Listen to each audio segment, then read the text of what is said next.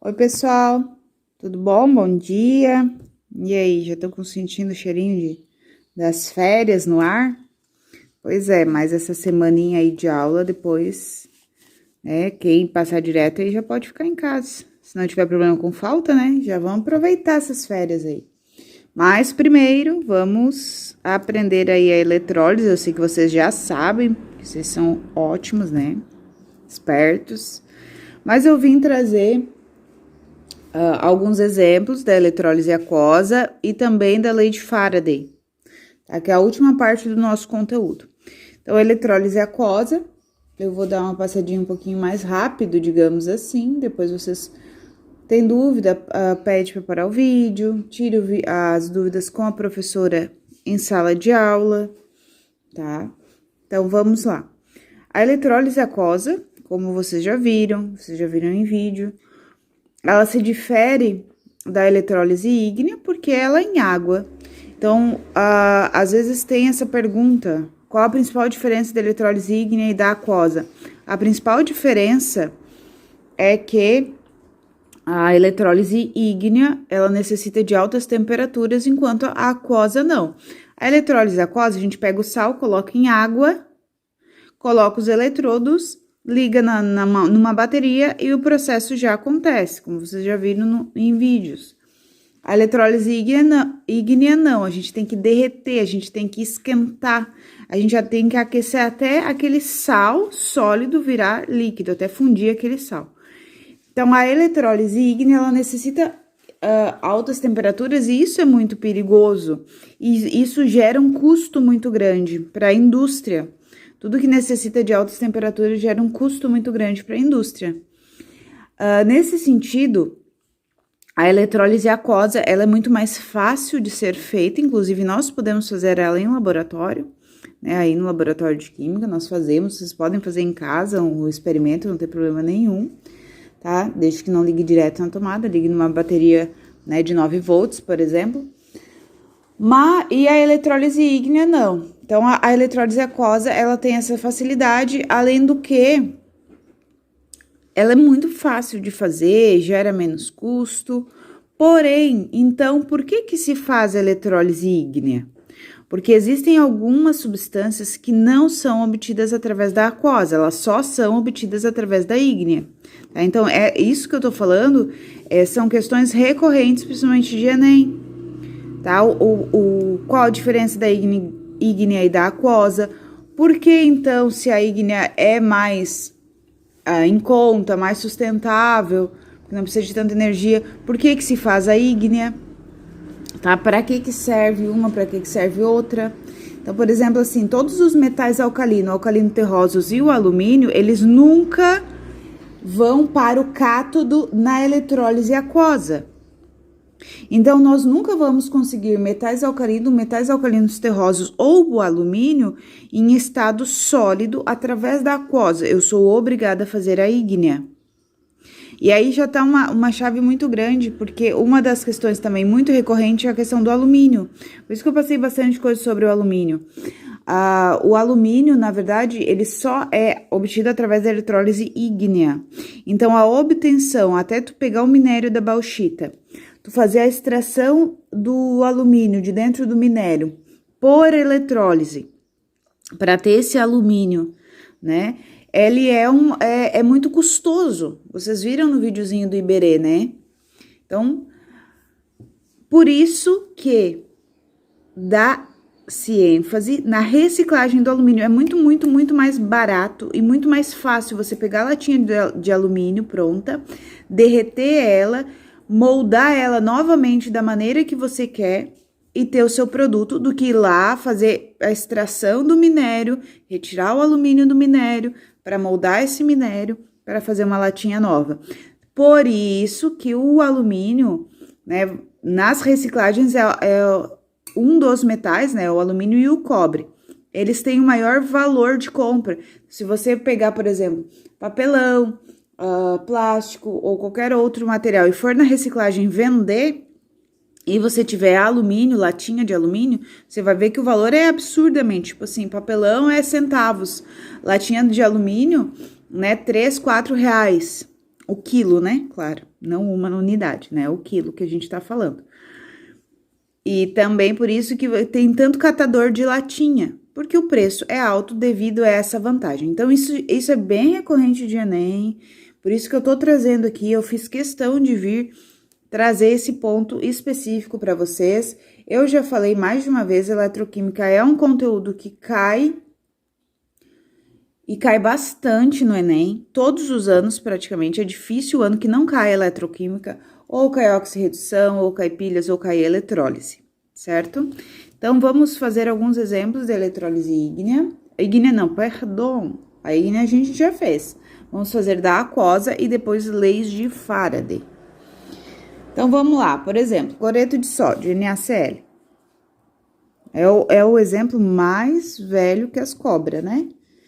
E o que a gente precisa fazer primeiro, tá? Para eu não me estender muito, eu vou ser um pouquinho mais rápida, digamos assim, até porque vocês já viram isso, vocês já fizeram exemplos, exercícios, enfim, tá? Vou ser um pouquinho mais rápida, qualquer coisa, pausa o vídeo, pergunta para a professora, assiste o vídeo em casa, eu já estou colocando esse vídeo no YouTube por causa disso, para vocês terem acesso em casa também. Então, quem quer estudar, quem quer revisar, certo? Cloreto de sódio, então a primeira coisa que a gente faz com os sais, né, que vão sofrer essa eletrólise é ionizar. Por quê? Porque quando a gente coloca ele em água, ele se ioniza, ele se separa em seus íons. Na e Cl-. Água, ela também se auto-ioniza em H+ e OH-. Logo, nós teremos 2 cátions e 2 ânions em solução. Quando a gente tinha eletrólise ígnea, a gente não tinha essa parte da água, a gente só tinha os íons dos sais, e o cátion vai para o cátodo, o ânion vai para o ânodo, morreu, tá? Neste caso da eletrólise aquosa, nós temos 2 cátions disputando o cátodo e 2 ânions disputando o ânodo. Então, nós temos que ver, bom, quem que vai ganhar essa briga? Existe, se vocês provavelmente estudaram, viram, enfim, uma ordem de descarga, né? Qual que vai primeiro que o outro. Eu, Vinícia, gosto de trabalhar dessa maneira. O que vai e o que não vai, tá? Eu acho muito mais fácil, né? Hidrogênio e o resto. Hidrogênio. O que a professora tá louca? Pirou agora, tá latindo, né?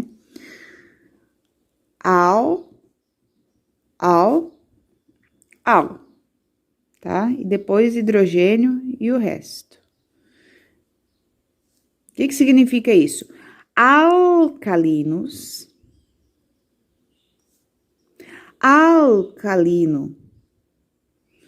terrosos e o alumínio nunca vão para o cátodo. Alcalino terroso e o alumínio. Eles nunca vão para o cátodo. Quem vai? O hidrogênio. Tá? Então, eles sempre perdem para o hidrogênio. E o hidrogênio perde para o resto. Então, o que eu tenho que pensar? Só é alcalino? É alcalino terroso? É o alumínio? Ah, sim, é um desses 3, então não vão para o cátodo. Quem ganha é o hidrogênio. Não é alcalino, não é alcalino terroso, não é o alumínio? Ah, então ele ganha. Vamos fazer aqui na prática. Olha só. Sódio, hidrogênio são os cátions. Cátions vão para o cátodo, ânions vão para o ânodo. Qual dos dois vai? Sódio ou hidrogênio? Qual a pergunta que eu vou fazer? Sódio é metal alcalino, alcalino terroso ou alumínio? Sódio não é o alumínio é o alumínio. Mas sódio é um metal alcalino, ele é da primeira família. Então, o sódio, ele nunca vai para o cátodo. Nunca, porque ele é um alcalino. Se ele nunca vai, quem ganha é o hidrogênio. Aqui também eu já vou pontuar exatamente novamente essa questão de Enem, tá? Sódio metálico só é obtido através da eletrólise ígnea. Todos os metais alcalino e alcalino terrosos, sódio metálico, magnésio metálico, né? Só por eletrólise ígnea, por quê? Porque eles nunca vão para o cátodo. Se eles não vão para o cátodo, eles não vão virar NOx zero, eles não vão ser metais sólidos. Então, a gente não consegue eles em estado metálico com a eletrólise aquosa. Sódio ou hidrogênio ganhou hidrogênio. O que acontece, então? O que acontece, então, com o hidrogênio?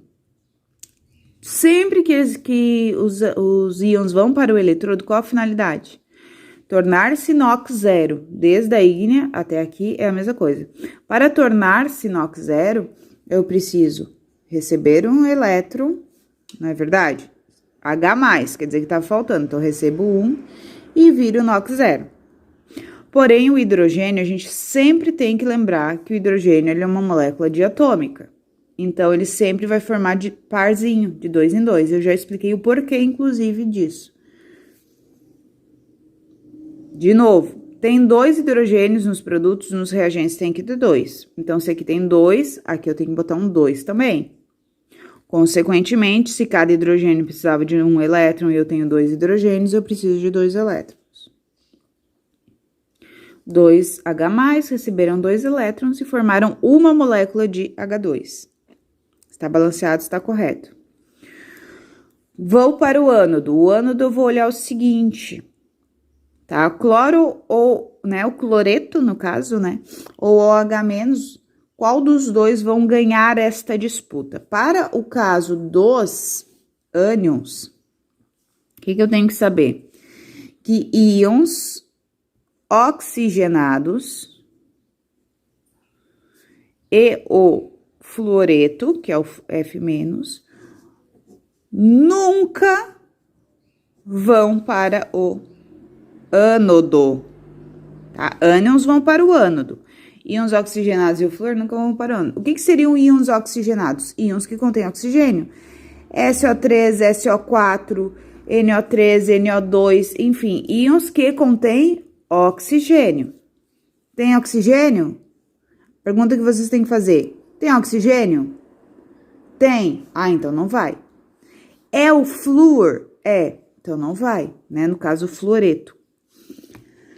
Qual a diferença do flúor e do fluoreto? Que flúor é o átomo e fluoreto é o íon, porque ele recebeu o elétron. Só isso, tá? Mas basicamente, olham, tem flúor? Não vai. Então, eu vou fazer essa pergunta. O cloro, ele é um íon oxigenado? Não, ele não tem oxigênio. Ele é o flúor? Não, ele é o cloro. Então, ele ganha, porque ele só perderia se ele fosse oxigenado ou flúor. Então, ele ganha, Cl-. Qual a intenção de ir para o ânodo? Que vire NOx zero. Para virar NOx zero, como ele tem um elétron a mais, ele tem que doar esse elétron. E aí, ele vira NOx zero. Qual o detalhe aqui? O cloro também é uma molécula diatômica. Halogênio, né? Halogênios são diatômicos, então vai formar sempre Cl2. Logo, nós precisamos balancear toda a equação. Né? Se tem 2 cloros de um lado, tem que ter 2 cloros do outro. Cada íon liberava um elétron, como eu tenho 2 íons, serão liberados 2 elétrons. Agora, nós vamos de equação global. Para a equação global, a gente tem que saber o seguinte, se o íon ele foi para o cátodo e para o ânodo, se ele foi para os eletrólitos, ele vai sumir dali. Ele não pode, eu não posso nunca ter íons nos eletrodos, porque eles vão para o eletrodo para tornar NOx zero, então eles deixam de existir. Surge a nova molécula NOx zero. Então, sempre eles vão ser cortados, tanto os elétrons quanto os íons do cátodo e do ânodo. Os elétrons, o número de elétrons doados é igual ao número de elétrons recebidos. Eu também falo isso desde a época da independência do Brasil. Então, o que acontece? Eu tenho que cortar esses elétrons e eles têm que estar iguais. Eu tenho 2 elétrons recebidos e 2 doados. O número de elétrons está igual. Feito carreto, posso passar a faca. O que mais? agora eu tenho que cortar esses dois aqui do cátodo e do ânodo. Como que eu vou fazer isso? 2H+. Para eu cortar os dois, porque eu sou obrigada a cortar os dois, eu vou ter que cortar com esse hidrogênio aqui. Só que aqui tem só um. Logo, nós duplicamos toda a equação. A gente dobra a receita do bolo, a gente duplica a equação. 2H+, com 2H+, eu consigo cortar. A mesma coisa aqui no ânodo, 2Cl-. Aqui, eu vou cortar com esse Cl- aqui, só que aqui só tem um. O que eu tenho que fazer? Duplicar a receita do bolo. Corta, feito carreto. O que sobrou? Tem mais alguma coisa pra cortar? Não. NaCl, água, Na+, OH-, H2, 0 e Cl2, NOx 0. Só copiar. Então, vou copiar tudo que tá antes da seta. NaCl tá antes da seta. H2O tá antes da seta. Tem mais alguma coisa antes da seta que não tenha sido cortada? Não, agora só depois da seta. Então, depois da seta, 2Na+, 2OH-. Tem mais coisa? Tem. H2, faltou folha, e Cl2, NOx 0. Quais são os produtos dessa eletrólise? Gás hidrogênio, H2, NOx 0, né? Gás hidrogênio e gás cloro. Eles são gases a temperatura ambiente, então a gente chama eles de gás. Simples assim. Metais são sólidos, então a gente chama de, por exemplo, zinco metálico, alumínio metálico, NOx 0, né? Mas aqui os ametais, eles são gases.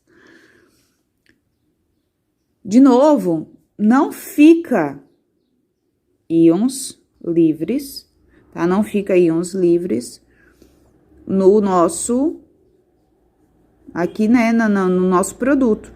O que acontece com os íons no produto? Eles acabam se juntando. E como que eles se juntam? Primeiro positivo, então isso aqui vai se unir.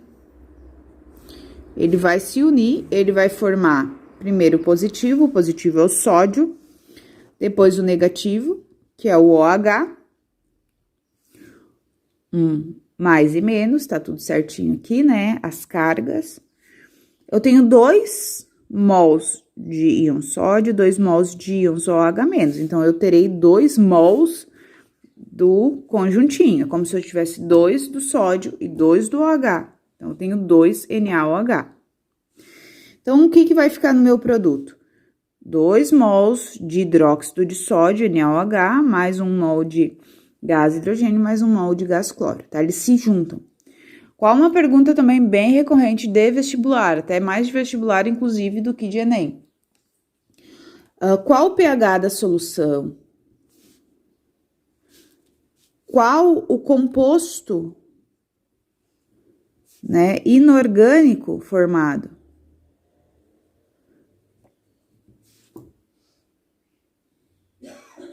E aí, como que a gente vai saber isso? A gente tem que saber o que é um ácido, uma base, um sal, enfim, tá bom? Mas, basicamente, ele pergunta também, ao adicionar fenolftaleína, qual a cor da solução? Isso aqui é extremamente importante. E eu quis trazer para vocês. Como que eu sei? Eu tenho que saber que OH no final é base. Base tem pH acima de 7. Eu não tenho como saber se o pH, qual o pH exato, mas ele vai te dizer, é acima de 7, é abaixo de 7, é neutro, é acima de 7. Qual composto inorgânico? Compostos inorgânicos, ácidos, bases, sais e óxidos. Ele é uma base, tá? Ele é uma base. Adicionando fenolftaleína, qual a cor da solução? Fenolftaleína, ele é um indicador ácido-base. Quando a gente adiciona, ele muda de cor conforme a função, se ele é um ácido ou uma base. Fenolftaleína, em ácido, ele é incolor. Fenolftaleína, em base, ele é rosa. Gente, atenção para essa palavra rosa, tá? Quem já trabalhou, quem já viu, né, de perto, fenolftaleína, vocês já viram experimento em laboratório, que pingou ali e ficou rosa, ele é um rosa magenta, ele é um rosa forte, tá? Ele é um rosa, assim...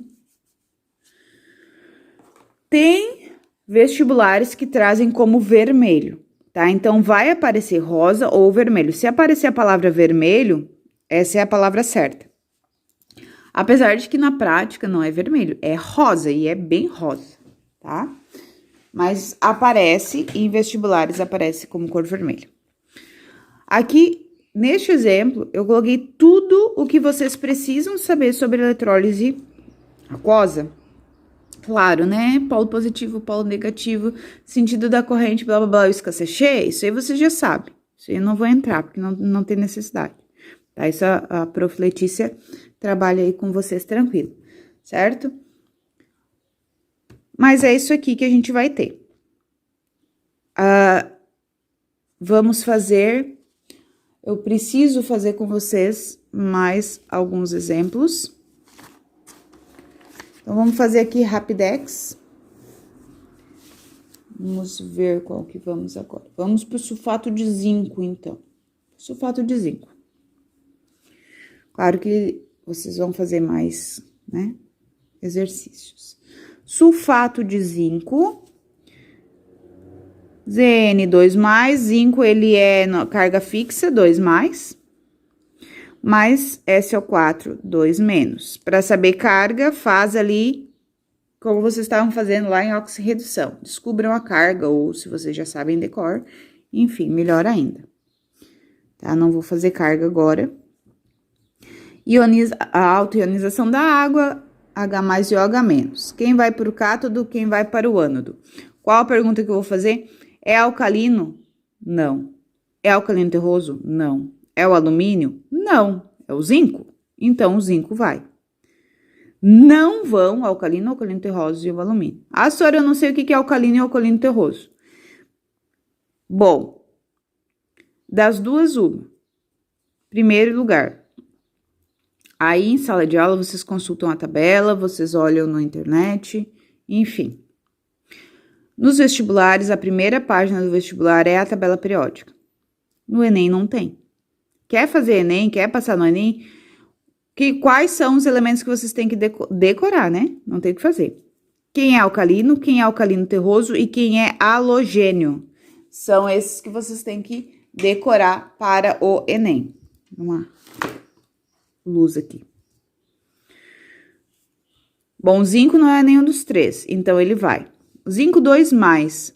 Sempre que eles vão para os eletrodos, eles querem ficar com NOx 0. Se tá faltando 2 elétrons, eu preciso de 2 mols de elétrons para virar 1 mol de zinco 0. É sempre a mesma quantidade. Quem vai para o ânodo? Sulfato ou o OH-? Íons oxigenados nunca vão. O sulfato tem oxigênio, então ele não vai. Quem vai é o OH-. O OH-, gente, tá? A hidroxila, quando ela vai para o ânodo, o que acontece com ela? Tá? Ela se transforma em água e gás oxigênio. Então, aqui, ela vai se transformar em água e gás oxigênio e liberar o elétron. Bom, para a gente balancear isso aqui, tenho 2 hidrogênios, eu tenho que botar um 2 aqui. 2 elétrons, né? Só que agora, olha só, ficaram 2 oxigênios. E deste lado ficaram 3 oxigênios, né? Balanceamento lá da primeira série, do primeiro ano. O que a gente faz? Como aqui já tem 1 e eu não vou mudar para não mexer no hidrogênio, aqui já tem 1. Este O2, eles têm que se transformar em 1. Qual número que vezes 2 dá 1? 0,5. 0,5 vezes 2 dá 1. Como que eu faço? Eu não posso colocar 0,5 aqui. Por que eu não posso colocar 0,5 aqui? Porque é uma regra da IUPAC. A gente não usa número com vírgula no balanceamento, nós usamos fração, tá? Então, qual a fração que simboliza metade, né? Qual a fração que simboliza 0,5? 1 sobre 2. Por quê? Se eu pegar o 1 e dividir por 2, vai dar 0,5. E 0,5 vezes 2 dá 1 também. Normalmente, até eu vou falar pra Letícia, que eu não tinha falado. Normalmente, o que acontece? Eu prefiro duplicar do que usar fração. Porque os alunos têm muita dificuldade com fração. Uma dificuldade absurda, é uma trava mesmo, tá? Não que seja algo difícil, mas eles têm dificuldade. Então, normalmente, eu utilizo de duplicar, tá? Quando nós fazemos, enfim, estamos na faculdade, estamos fazendo eletrólise, estamos trabalhando com, enfim, qualquer cálculo nesse sentido, a gente usa a fração, porque é muito mais fácil, óbvio, milhões de vezes. Porém, como os alunos de ensino médio têm muita dificuldade com fração, eu ensino das duas maneiras, mas o que eles acabam preferindo e utilizando é duplicar as equações, certo? Neste caso, fica muito mais difícil a gente duplicar essa equação. E outra coisa, gente, grava isso aqui, morreu.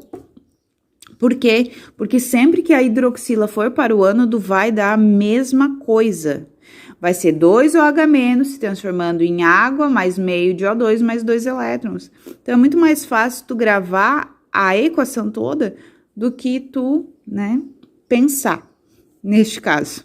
Mas entendam o porquê, né, por isso que eu expliquei o porquê que cada um tem aquele valor naquele balanceamento. Chega de trova fiada, vamos terminar isso aqui. O que eu vou fazer? Cortar o que é igual. Tá? Primeira coisa, olhar os elétrons. O número de elétrons doados é igual ao número de elétrons recebidos? Neste caso, sim, 2 elétrons de cada um. Zinco 2+, com zinco 2+, cortei. 2OH- com 1OH-. Eu preciso tirar tudo que estiver no meu eletrodo. Então, eu duplico aqui, porque daí eu consigo cortar 2OH- com 2OH-. Tem algo mais a ser cortado? Tem. Olha só. Aqui eu tenho água antes da seta. Lembrando que o que se corta, até lei de Hess lá é a mesma história. O que a gente corta é antes com depois da seta. Quando as coisas estão do mesmo lado, se soma. Ó, tá vendo? Zinco tá antes da seta aqui, tá depois da seta lá. OH- tá antes da seta aqui, tá depois da seta aqui. Então, a gente corta os opostos. Aqui eu tenho 2 mols de água, aqui eu tenho 1 mol de água. O que eu vou fazer? Eu vou cortar. Vou duplicar aqui no ânodo para cortar aquela água lá? Não. Porque eu quero eliminar o que tá no ânodo aqui. Tá? Lá não importa se sobrar. Então, quando é neste caso, eu vou cortar esse mol de água. Aqui eu vou cortar, mas ainda vai sobrar um mol de água, porque eu tinha 2, 1 eu cortei e sobra 1. Outra coisa, na equação final, prestem atenção, sempre tem que sobrar água. Tá? Na equação global aqui, vai ser sempre o sal mais água nos reagentes. Sulfato de zinco mais 1 mol de água, formando o quê? Ó, sobrou 2H+, sobrou SO4 2-, sobrou zinco 0 e oxigênio 0 também, né? Gás oxigênio. Quais são os produtos obtidos dessa eletrólise? Zinco metálico, porque zinco é um metal, todo metal NOx 0, é sólido, temperatura ambiente, né? Com exceção do mercúrio, mas o mercúrio a gente não trabalha. Gás oxigênio, tá? Então, sai gás oxigênio e sai zinco metálico. Então, zinco é um metal que eu não preciso fazer ígneo, eu consigo obter ele através da eletrólise aquosa. Bom, aqui, gente, o que eu tenho? Aqui eu tenho H+, e eu tenho SO4. Eles são íons, eles vão se juntar. O hidrogênio é positivo, vai na frente, o SO4 é negativo, vai depois. Eu tenho 2 de hidrogênio e 1 de SO4. Então, o que eu vou fazer com esse 2 do hidrogênio? Eu vou botar no pé dele. H2SO4.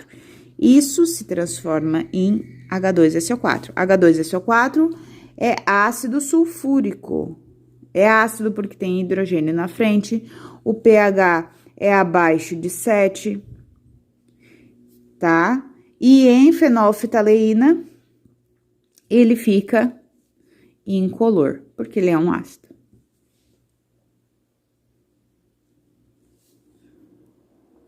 Certo, pessoal? Eu vou fazer mais um videozinho rapidex para vocês, referente à lei de Faraday, né, no caso, e referente também a mais uma aí, a eletrólise que gera um sal. Então, por hoje é isso, um beijo e tirem suas dúvidas em sala de aula com a Prof. Letícia.